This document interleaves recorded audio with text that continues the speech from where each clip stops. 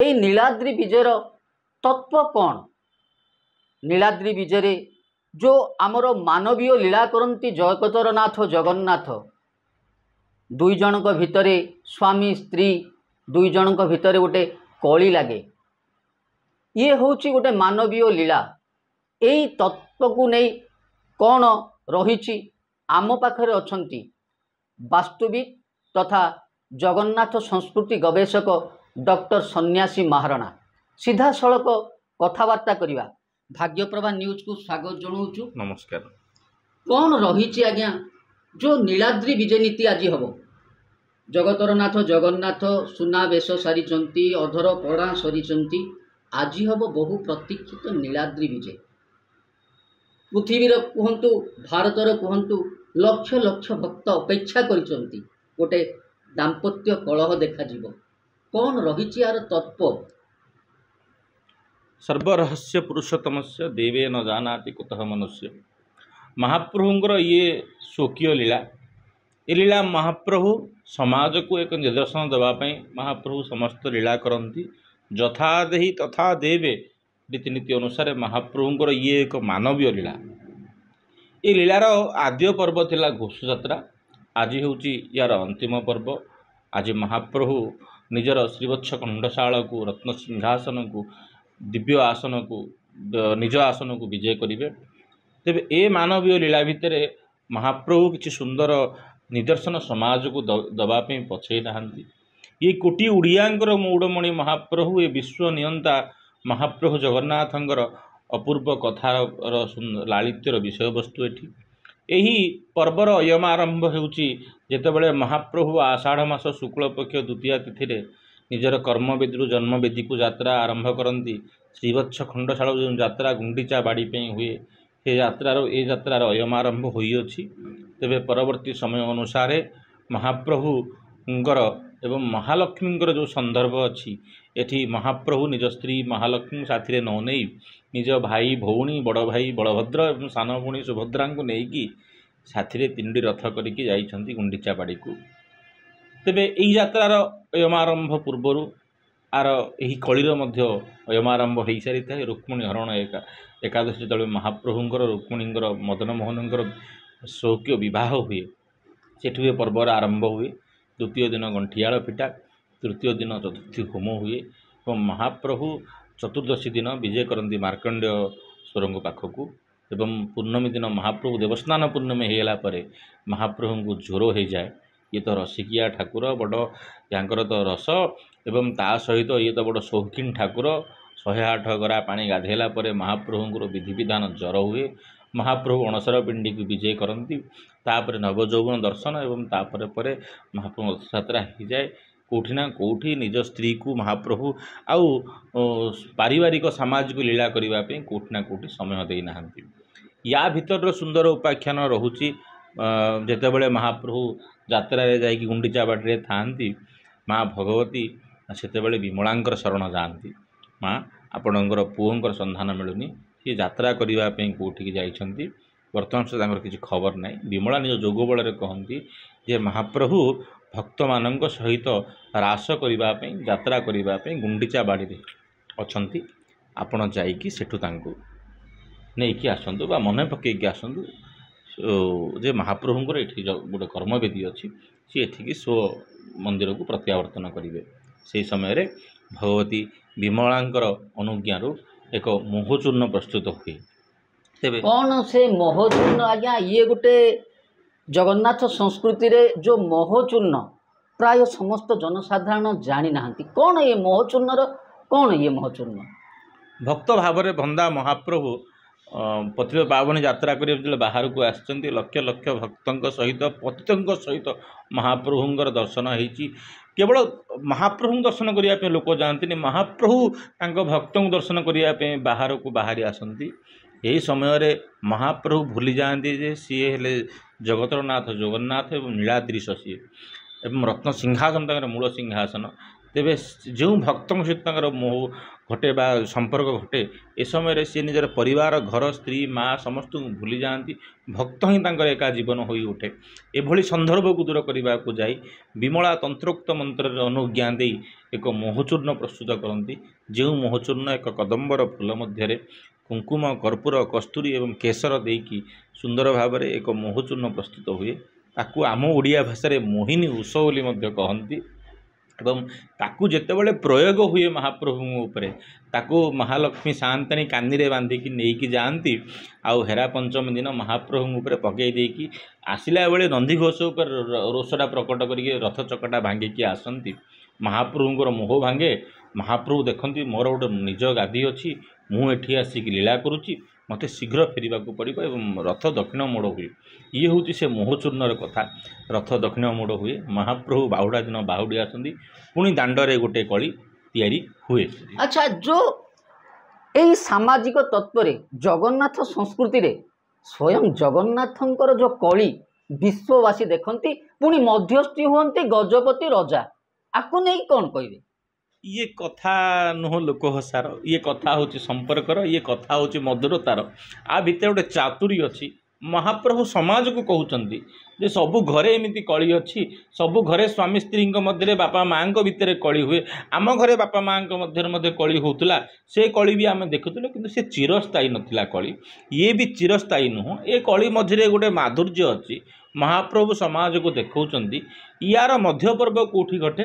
ଯେତେବେଳେ ମହାପ୍ରଭୁ ବାହୁଡ଼ା ଯାତ୍ରାରୁ ବିଜୟ କରିକି ସିଂହଦ୍ୱାର ଅଭିମୁଖେ ଦକ୍ଷିଣାୟନ ଯାତ୍ରାରେ 3ଟି ରଥ ଆସେ, ସେ ସମୟରେ ଶ୍ରୀନଗର ପାଖରେ ମହାପ୍ରଭୁଙ୍କ ରଥ ଅଟକେ। ସେଠି ମା ଅଭିମାନିନୀ ମହାଲକ୍ଷ୍ମୀ ନିଜର ମହାଜନ ସେବକମାନଙ୍କ ଦ୍ୱାରା ଯାଇ ଶ୍ରୀନଗର ପାଖରେ ପହଞ୍ଚନ୍ତି। ରଥ ଏବଂ ରୂପା ପାଲିଙ୍ଗିରେ ମହାପ୍ରଭୁ ସାମ୍ନାସାମ୍ନି ହୁଅନ୍ତି। ଏ କ୍ଷଣକୁ ଦେଖି ଆମର ଯିଏ ଗଜପତି ଗୌଡ଼େଶ୍ୱର ନବକୋଟି କର୍ଣ୍ଣାଟ କଳବର୍ଗେଶ୍ୱର ବର୍ଗାଧି ବର୍ଗେଶ୍ୱର ବିରାଧି ବୀରବର ପ୍ରବଳ ପ୍ରତାପୀ ଚଳନ୍ତି ନାରାୟଣ ଆମର ସ୍ୱୟଂ ଗଜପତି ମହାରାଜ ମଧ୍ୟସ୍ଥତା କରନ୍ତି। ସିଏ ବି ଗୋଟେ ସୁନ୍ଦର ସନ୍ଦର୍ଶନର ପର୍ବ।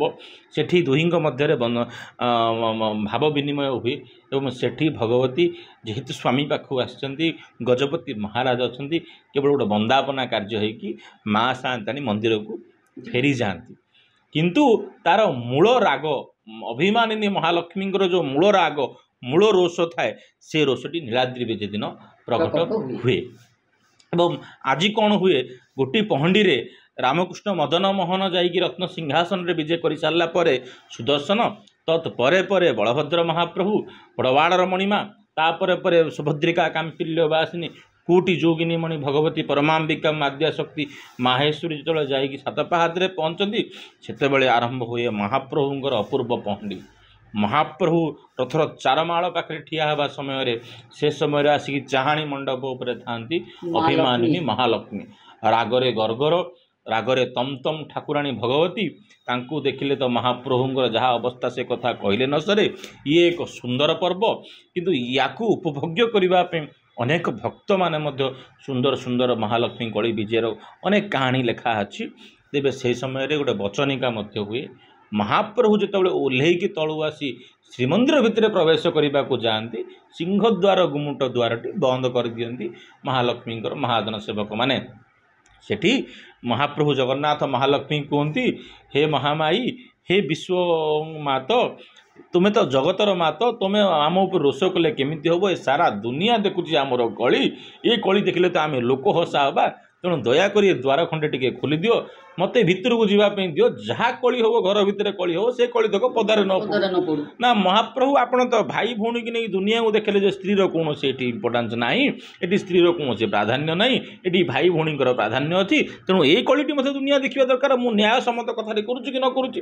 ଏ ସୁନ୍ଦର କଥା ବଚନିକା ହେବା ସମୟରେ ମହାପ୍ରଭୁ ମହାଲକ୍ଷ୍ମୀଙ୍କର ପିତାର୍ଥେ କୁହାଯାଉଛି ଯେ ରସଗୋଲା, ସୁଆରମାନଙ୍କ ଦ୍ୱାରା ପ୍ରସ୍ତୁତ ସୁନ୍ଦର ରସଗୋଲା, ସେ ରସଗୋଲା ମହାଲକ୍ଷ୍ମୀଙ୍କୁ ଦିଅନ୍ତି। ଆଚ୍ଛା, ସେଇ ଦିନଠାରୁ ଆମ ଓଡ଼ିଆ ସଂସ୍କୃତିରେ ଏଇ ରସଗୋଲା ପର୍ବ ଗୋଟେ ଆରମ୍ଭ ହେଇଛି କି? ଏବଂ ମହାଲକ୍ଷ୍ମୀଙ୍କର ରୋଷକୁ ଶାନ୍ତ କରିବା ପାଇଁ ଜଗନ୍ନାଥ ଲାଞ୍ଚ ଦିଅନ୍ତି କି ସନ୍ନ୍ୟାସୀ ବାବୁ? ଏଇ ରସଗୋଲା ଆଉ ପାଟ ବସ୍ତ୍ରଟିଏ, ସେଇ ପାଟ ବସ୍ତ୍ର କେଉଁଠୁ ଆସେ, କାହିଁକି ଦିଅନ୍ତି? ହଜାର ହଜାର ବର୍ଷର ପରମ୍ପରା। ଇଏ ଲୀଳାମୟ ମହାପ୍ରଭୁ ଅଭିମାନିନୀ ମହାଲକ୍ଷ୍ମୀଙ୍କର ରୋଷରୁ ବର୍ତ୍ତିବା ପାଇଁ ଏ ରସଗୋଲାର ତିଆରି ହେଇଛି। କୁହାଯାଉଛି ଅଭିମାନୀ ରସଗୋଲାଙ୍କ ପାଖରେ ଯେତେବେଳେ ସମର୍ପଣ ହୁଏ ରସଗୋଲାଟି ମହାପ୍ରଭୁ ଭଗବତୀଙ୍କର ସତରେ ରୋଷ କମିଯାଇଥାଏ। ତଥାପି ଉପହାରଟେ ନ ଆଣିଲେ ବଡ଼ କଥା ନାହିଁ। ସ୍ତ୍ରୀ ପାଇଁ ସ୍ୱାମୀର ଉପହାରଟା ବଡ଼ ମୂଲ୍ୟ ରଖେ। ତେବେ ସେ ସମୟରେ ସୁନା ପନ୍ଥ ଦିଆ ପାଟ ଖଣ୍ଡେ ମହାଲକ୍ଷ୍ମୀଙ୍କ ପାଇଁ ମଧ୍ୟ ଦିଆଯାଏ। ସେ ତ ଭଗବତୀ ପରମା ସୁନ୍ଦରୀ, ସୋମଲସା ମଣ୍ଡିତ ସୁନ୍ଦରୀ, ମାଧବୀ ବିଷ୍ଣୁ ସହୋଦରୀ ହେମମୟେ, ସେ ତ ସୁନ୍ଦରୀ ଜନ୍ମଜାତ ସୁନ୍ଦରୀ, ତାଙ୍କୁ କିଏ ବଳିବ ବା। କିନ୍ତୁ ମହାପ୍ରଭୁ ତାଙ୍କୁ ସୁନା ପନ୍ଥ ଦିଆ ପାଟ ଖଣ୍ଡେ ଦେଇକି ମଧ୍ୟ ସେଠି ମହାପ୍ରଭୁ ନେଇକି ଆସନ୍ତି। ବଡ଼ ଅନ୍ୟ ଗୋଟିଏ କଥାଟି, ଯେଉଁ କଥାଟି ଏଠି ବହୁତ ଗୁରୁତ୍ୱପୂର୍ଣ୍ଣ ବହନ ରଖେ, ଇଏ ହେଉଛି କେବଳ ଲୋକାଚାରର କଥା। এই କଥାର ଅର୍ଥ କିଛି ନାହିଁ। ଏଠି ରହୁଛି ସାମାଜିକ କଥା, ନିଦର୍ଶନର କଥା ରହୁଛି। ମହାପ୍ରଭୁ ସମାଜକୁ ଜଣାଉଛନ୍ତି ଏ ପାରିବାରିକ କଳି ବଡ଼ କଥା ନୁହଁ, ଏଠି ପାଟି ବଚସା ବଡ଼ କଥା ନୁହଁ। ସବୁ ଜିନିଷକୁ ମୁଣ୍ଡ ପାତିକି ସହିଗଲେ ସଂସାରଟେ କରିହେବ, ସୁନାର ଘରଟେ କରିହେବ। ସୁନାର ଘରଟେ, ସୁନାର ସଂସାରଟେ ପାଇଁ କାହାକୁ ନା କାହାକୁ ଏଠି ମୁଣ୍ଡ ନୁଆଇବାକୁ ପଡ଼ିବ, କମ୍ପ୍ରମାଇଜ୍ କରିବାକୁ ପଡ଼ିବ। ପାରିବାରିକ କଳହ ଭିତରେ ସ୍ତ୍ରୀମାନଙ୍କର ଯାହା ଇମ୍ପୋର୍ଟାନ୍ସ ତାକୁ ରଖିବାକୁ ପଡ଼ିବ ଏବଂ ସ୍ତ୍ରୀମାନଙ୍କୁ ଯେଉଁ ସମ୍ମାନ ଦେବା କଥା ତାକୁ ଦେବାକୁ ପଡ଼ିବ। ମହାପ୍ରଭୁ ଦୁନିଆକୁ ଦେଖାଉଛନ୍ତି ଏଠି ଯେ ମାନବୀୟ ଲୀଳା କରିବା ସମୟରେ ମୁଁ ଯାହା କରୁଛି ଆପଣମାନେ ବି ତାହା କରନ୍ତୁ। ଏଠି ଲୀଳାର ସମ୍ପୃକ୍ତରେ ମହାପ୍ରଭୁ ସାମାଜିକ ନିଦର୍ଶନ ଦେଇଗଲେ ଯେ ମହାପ୍ରଭୁ ନିଜ ସ୍ତ୍ରୀକୁ କେତେ ପ୍ରାଧାନ୍ୟ ଦେଲେ, ସମାଜକୁ ପ୍ରାଧାନ୍ୟ ଦେଲେ, ପରିବାରକୁ ପ୍ରାଧାନ୍ୟ ଦେଲେ। ଆଚ୍ଛା ସନ୍ନ୍ୟାସୀ ବାବୁ, ସମାଜକୁ, ପରିବାରକୁ, ଇଏ ତ ଗୋଟେ ସାମାଜିକ ତତ୍ପର କଥା କହୁଛନ୍ତି ଆପଣ। କହିବେ କି ବର୍ତ୍ତମାନ ଆଧୁନିକ ସମାଜରେ ସ୍ୱାମୀ ସ୍ତ୍ରୀ କଳି ଭିତରେ କୋର୍ଟ କଚେରୀକି ଚଢ଼ି ପଡ଼େ କଥା। ଜଗନ୍ନାଥ ସଂସ୍କୃତି ବା ଜଗନ୍ନାଥ ଲକ୍ଷ୍ମୀଙ୍କର କଳି କ'ଣ ସମାଜକୁ ବାର୍ତ୍ତା ଦେବ, ସଂକ୍ଷିପ୍ତରେ କହିବେ? ଦେଖନ୍ତୁ, ମହାପ୍ରଭୁଙ୍କର କଳି ମଧ୍ୟ କେଉଁ କୋର୍ଟ କଚେରୀରୁ କମ୍ ନଥିଲା। ରାଜାଙ୍କୁ ମଧ୍ୟ ଆସି ସେଠି ମୀମାଂସା କରିବାକୁ ପଡ଼ିଥିଲା। କିନ୍ତୁ ସେ ମୀମାଂସା ମଧ୍ୟରେ ଗୋଟେ ସୁନ୍ଦରତା ଥିଲା। ସେଠି ଅଭିମାନିନୀ ମହାଲକ୍ଷ୍ମୀ ରାଜାଙ୍କର କଥାକୁ ରଖିକି ଶ୍ରୀନଗରକୁ ଫେରି ଆସିଥିଲେ। ମହାପ୍ରଭୁ କଥା ଦେଇଥିଲେ ମୁଁ ଶ୍ରୀନଗରକୁ ଫେରିବି, କିନ୍ତୁ ମାନବୀୟ ଲୀଳା କରିବା ପାଇଁ ମହାପ୍ରଭୁ ଭକ୍ତମାନଙ୍କ ପାଇଁ ଯେଉଁ ତ୍ୟାଗ କରିଛନ୍ତି, ସେ ତ୍ୟାଗକୁ ମଧ୍ୟ ସ୍ତ୍ରୀ ଭାବରେ ଅଭିମାନ କଲେ ମଧ୍ୟ ମହାଲକ୍ଷ୍ମୀ ସ୍ୱୀକାର କରିଛନ୍ତି ଯେ ମହାପ୍ରଭୁ କୌଣସି ବେପାର ଉଦ୍ଦେଶ୍ୟରେ ଯାଇନଥିଲେ। କାହିଁକି କଥାଟି କେଉଁଠି ଆସୁଛି? ମହାପ୍ରଭୁ କହିଥିଲେ ଯେ ମୁଁ ଗୁଣ୍ଡିଚା ବାଡ଼ିକୁ ଯାଉଛି, କଥା ରଖିବା ପାଇଁ ଯାଉଛି। ଗୁଣ୍ଡିଚା ରାଣୀଙ୍କୁ କଥା ଦିଆହେଇଥିଲା, ସେ କଥା ରଖିବା ପାଇଁ ମୁଁ ଯାଇଛି ଗୁଣ୍ଡିଚା ବାଡ଼ିକୁ। ଆ ଭିତରେ ଯେଉଁ ଶପଥର କଥା, ସତ୍ୟର କଥା ଥିଲା, ତାହା ପ୍ରତିପାଦିତ ହେଇଛି। ଏବଂ ମହାପ୍ରଭୁ ମଧ୍ୟ ମହାଲକ୍ଷ୍ମୀଙ୍କ କଥାକୁ ସମ୍ମାନ ଜଣାଇକି ଠିକ୍ ସମୟରେ ଆସିକି ଶ୍ରୀବତ୍ସ ଖଣ୍ଡଶାଳରେ ପହଞ୍ଚିଛନ୍ତି। କିନ୍ତୁ ସ୍ତ୍ରୀର ଅଭିମାନର କଥା ଆଜି କାଲି ଜୀବନ ଭିତରେ ଆମର ପୁରୁଷ ସ୍ୱାମୀ ଭିତରେ, ସ୍ତ୍ରୀ ପୁରୁଷ ଭିତରେ କଥା କୁହନ୍ତୁ, ପରିବାର ଭିତରେ କୁହନ୍ତୁ, ଭାଇ ଭିତରେ କୁହନ୍ତୁ, ସେଇ ବାତ୍ସଲ୍ୟତା, ସେଇ ସୁମଧୁରତା, ସେଇ ସୁମଧୁରତା ଆଜି ଆଉ ନାହିଁ। ଆମେ ସମସ୍ତେ ହରେଇଛନ୍ତି। ଆମ ଭିତରେ ଅହଙ୍କାର ହୋଇଛି, ଅଭିମାନ ଜାଗାଟା ଅହଙ୍କାର ନେଇଛି। କିନ୍ତୁ ମହାପ୍ରଭୁ ମହାଦେବୀଙ୍କ ପାଖରେ ଅଭିମାନ ଅଛି, ଅହଙ୍କାର ନାହିଁ।